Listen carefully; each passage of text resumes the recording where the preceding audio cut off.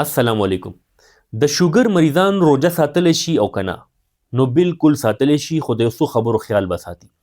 ګورئ، د ټول نه اول چې کله روژه را روانه، مثال اوس روژه را روانه ده، نو د روژې نه مخکې به تاسو په نهره باندې په مړه باندې د شوګر ټیسټ خامخا کوئ.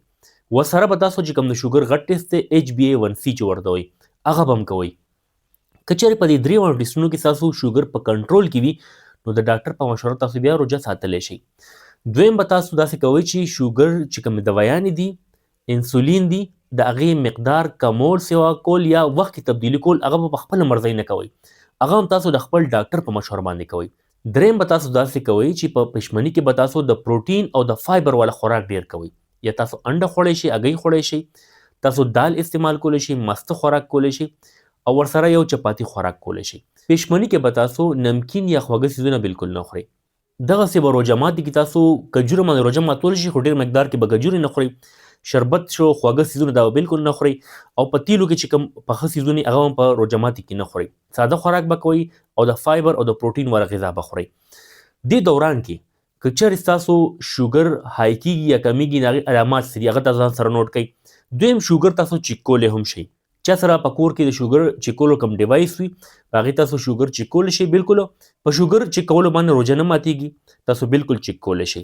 خو یو څو علامات تاسو ځان سره نوټ کړئ. که چېرې تاسو د شوګر مریضان یې او روژه مو ساتلې ده، که د روژې دوران کې په تاسو باندې خوله را روانه شي، کپکپي در باندې راشي، یعنې رپ در باندې ولګي، رپېږئ، او ورسره در باندې چکر رالو، د دې مطلب دا شو ستاسو شوګر لیول ډېر زیات کم شلو. او که چېرې تاسو ډېر زیات ستړي کېږئ او ژبه مو وچه وچه کېږي، انتهایي سیوا تنده درته لګي، او بیا ورته واړه بول راځي، یعنې تشې میتې درته ضرورت محسوسېږي بیا، نو دې مقصد دا شو چې ستاسو شوګر های لیول کې دی.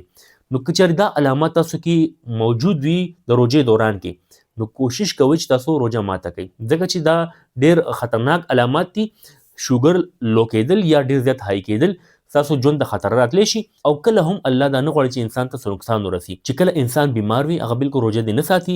چې کله صحتمند شي بیا ساتلی شي. نو چې تاسو کله صحتمند یې، تاسو شوګر کنټرول کې وي، د ډاکټر په مشوره تاسو بالکل روژه ساتلی شي، خو د دې خبرو خیال به پکې ساتئ. بل چې کله روژه ماته کوي، نو یکدم به ورزش نه کوئ، یکدم ګرځئ مه. چې کوم د شوګر مریضان دي، هر شوګر مریض دپاره ګورئ روژه ښه نه ده.